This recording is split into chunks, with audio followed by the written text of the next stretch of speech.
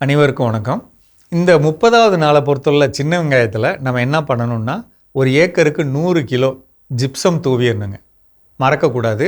60 நாள் பயிர்னா 30 நாள்லேயும், 90 நாள் பயிர்னா 45 நாள்லையும் தூவிடணும்.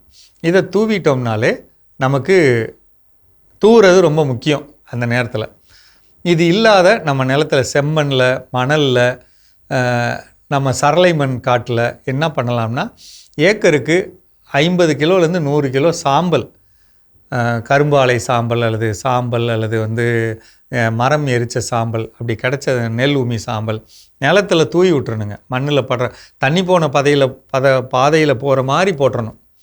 அது ரொம்ப முக்கியம். சரிங்களா? 30வது நாள்லேருந்து 60வது நாள் வரையிலும் என்ன பண்ணணும்னா, முடிஞ்ச வரையிலும் potash bacteria 1 litre, rhizobium 1 litre, இந்த நான் ஏற்கனவே சொன்னேன் இல்லைங்களா, உயிர் கரைசல், சாணப்பாசி கரைசல், மீன் அமிலம், இதெல்லாம் நம்ம முடிஞ்ச வரலும் நிலத்தில் கொடுத்துக்கிட்டோம்னா அந்த நேரத்தில் தான் கால் பிரிஞ்சிருக்கும்.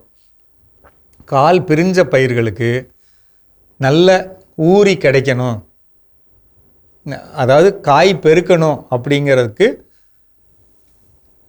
ரைசோபியம் கொடுக்கணும். காய் நல்ல பெருகணும், அதே நேரத்தில் கொஞ்சம் காரமாக இருக்கணும் அப்படிங்கிறதுக்கு சாம்பல் சத்துக்கு சாம்பல் கொடுத்துருக்கோம், பொட்டாஷ் பாக்டீரியா கொடுத்துக்கணும்.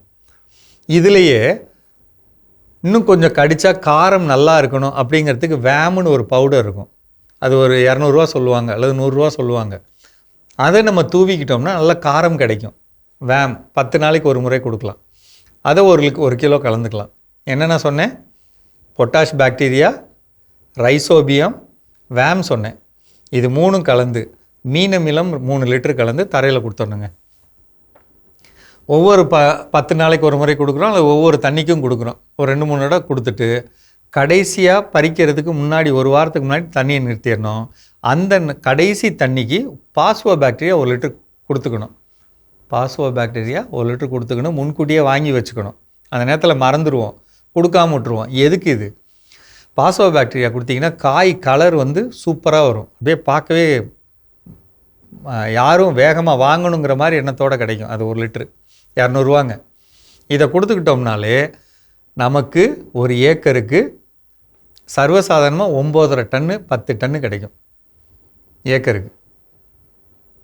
அப்படி கிடைக்கணும் அப்படின்னு சொன்னால் இந்த வழிமுறைகளை நம்ம கடைபிடிக்கணும். இதுக்கு நம்ம செலவு பண்ண போகிறது 1 லட்ச ரூபாங்கிறது நான் நிலத்தை உழுதுலேருந்து, பார் பிடிச்சதுலேருந்து, காயிலிருந்து, நம்ம அடி உரம், அதெல்லாம் சேர்த்து மொத்தமாக இன்றைக்கி இருக்கக்கூடிய லேபர் வேலையாளோட சம்பளம் இதெல்லாம் இணைச்சி நான் சொல்லிகிட்ருக்கேன். பெரும்பாலான இடத்துல பெண்களுக்கு இன்றைக்கி கூலி 500 ஆச்சுங்க, ஆண்களுக்கு 1000 ஆயிடுச்சு. இப்படி இருக்கிற சூழ்நிலையில் நான் இந்த தொகை சொல்கிறேன், 1 லட்ச ரூபா. அந்த 1 லட்ச ரூபா நம்ம செலவு பண்ணால் அவசியம் 4லேருந்து 5 லட்ச ரூபா எடுக்கணும். ஆனால் கண்டிப்பாக போகுது, அந்தளவுக்கு விலை போகுது, தேவை இருக்குது. அதனால் நம்மளுடைய தமிழ்நாட்டில் இருக்கக்கூடிய பெரும்பாலான பகுதியில் இருக்க விவசாயிகள் தயவு செய்து இதை செய்யுங்க. இதில் நம்ம எந்த இடத்துல தப்பு பண்ணுறோம் அப்படின்னா, களைக்கொல்லி பயன்படுத்துகிறவங்க சரியாக பயன்படுத்திட்டா தப்பிச்சுக்கோங்க. அளவுக்கு மீறி பண்ணுறப்ப வேர் வெந்து போயிடும். வேர் வெந்து போனால் அந்த வெந்து போன இடத்துல அழுகல் வரும், பயிர் போயிடும். சரிங்களா? கவனமாக இருக்கணும் களைக்கொல்லி பயன்படுத்துகிறப்ப. அதே மாதிரி வேதி உரங்கள் பண்ணுறப்ப யாரையாவது கேட்டு செய்யுங்க. எவ்வளோ கொடுக்கணும் அப்படின்னு கேட்டு செய்யுங்க. கண்ணை மூடிக்கிட்டு அவங்க சொன்னாங்க, இவங்க சொன்னாங்க, அவங்க சொன்னதை கொடுத்தேன் அப்படின்னு சொல்லிட்டு எல்லாத்தையும் கலந்து நம்ம கொடுக்கும்போது வேர் பாதிக்கப்பட்டுருங்க. உங்களுக்கே தெரியும் வெங்காயம் எவ்வளோ மென்மையான பயிர்னு. அதில் கொண்டு போய் அமிலத்தை ஊற்றுற மாதிரி அதிகமாக நம்ம கொடுக்குறப்ப காயம் ஏற்பட்டுரும். காயம் ஏற்பட்டால் காயத்தின் வழியாக நம்ம தண்ணி வழியாக அழுகல் கிருமி வரும். அதனால் தயவு செய்து இதை கொஞ்சம் பார்த்துக்கங்க.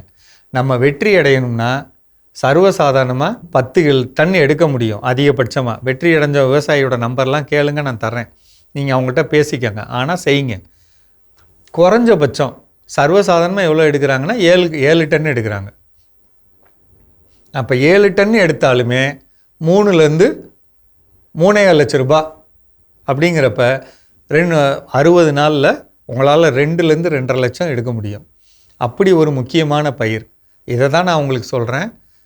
சின்ன இடமா இருந்தாலும் பண்ணுங்கள், ஊடு பயிராக இருந்தாலும் பண்ணுங்கள், சரியாக பண்ணுங்கள், நிச்சயம் ஜெயிக்கலாம். மீண்டும் சந்திப்போம்.